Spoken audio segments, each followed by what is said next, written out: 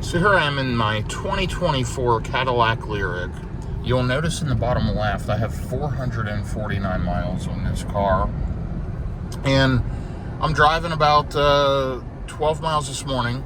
I just pulled the car out of the garage this morning. It's been sitting for about 10 days. And when I left, it was at 80%. And when I got in this morning, it was at like 78 or 79%. Now, I've been driving already for a few miles, and it shows I'm going to get to my destination. If you notice down there, was 73%.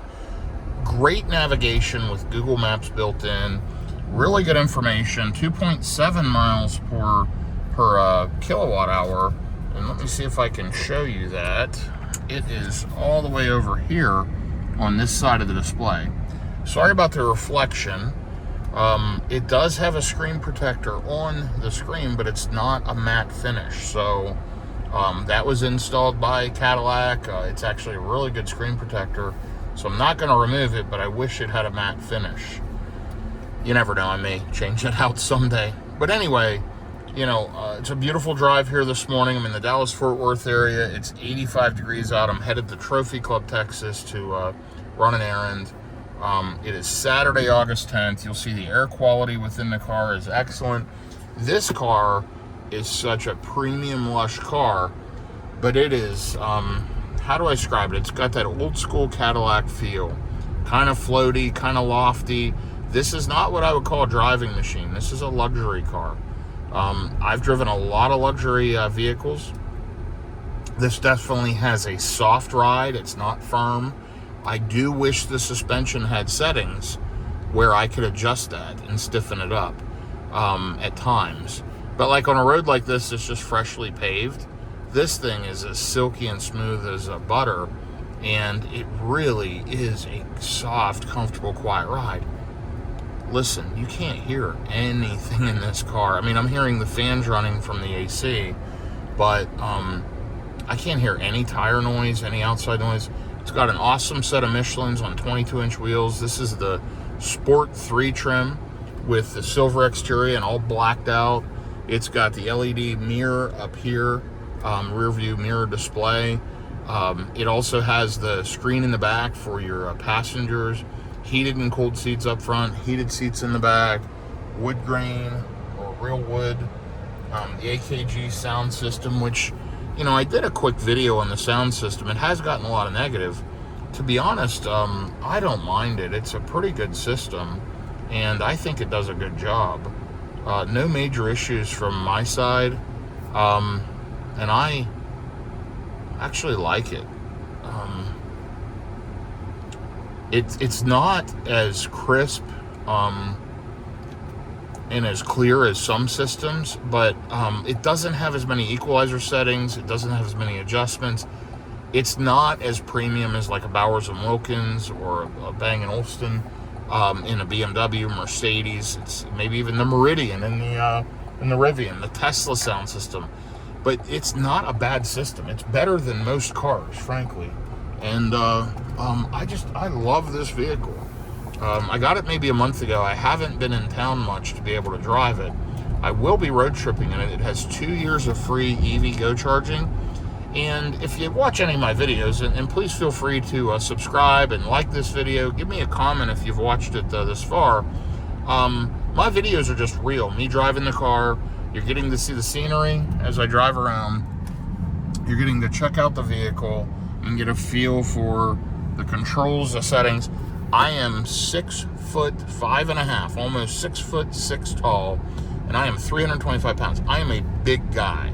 And so any car I drive as a big and tall driver, I'm going to make sure I let you know if it's comfortable. And I am sitting way back from the steering wheel in this car, and I am totally comfortable.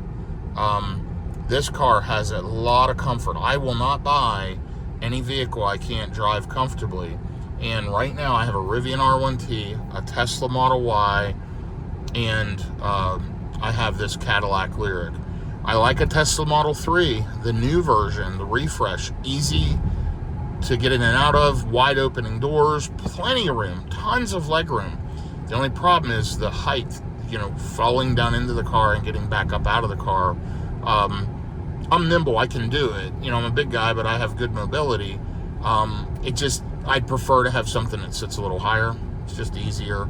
And I've also had passengers and stuff complain when I've used a Model 3 that they do sit too low. But I love the refresh. I'm looking forward to the Model Y refresh. But this Cadillac Lyriq right now is my most premium vehicle. I do enjoy driving all three of my EVs. I've gotten asked recently, you know, why have I stuck with EVs? I've been driving nothing but EVs for the last couple of years. I have road tripped over 100,000 miles in electric vehicles, DC fast charging all along the way. They save me so much time. The first question I get asked is, how far can you go? Or how long does it take to charge? And I got asked that question yesterday. And I told the person it takes as long to charge as it does to plug your cell phone in. When you get home at night, you plug your phone in. When you get home at night, you plug your car in. If you don't have the ability to charge an electric vehicle at home, I probably wouldn't buy one. If you do, it's a game changer because your gas station is at your house. And if you go on a road trip a couple of times a year, you plug in wherever the car tells you to, you charge up and you go. It's very easy on Tesla. If you're going to road trip a lot, I would only buy a Tesla until you learn how to deal with DC fast charging. Tesla makes it easy. You can road trip a Tesla anywhere. In a typical day for me, it adds 30 or so minutes of charging time, extra time on a trip. Not a big deal for me. I enjoy the time. It causes me to stretch, walk around, check my emails, and do the things I need to do on a road trip. It makes it a more pleasant experience for me. But on a normal day-to-day basis, you will absolutely save a ton of time owning an EV if you have a place to plug in.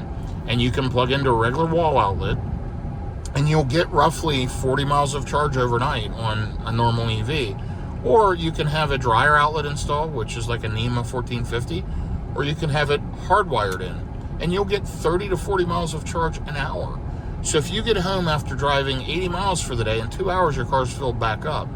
Easy. You're going to plug it in, you're going to do whatever you do in the evenings, you're going to sleep. Your car's filled up every single day. My wife loves the Rivian R1T. That's her daily driver. She never has to go to a gas station. We've never had any maintenance issues with any of the EVs. Tire rotation, washer fluid, wiper blades. It's so easy. You know, it's funny though, I did get a recall in this Cadillac Lyriq yesterday, and I've got to take it in this week. Something with the brakes. I don't think I've used a brake pedal. I have it on regen braking. Oh, I have in reverse. Backing out, it doesn't regen. You have to use the brake.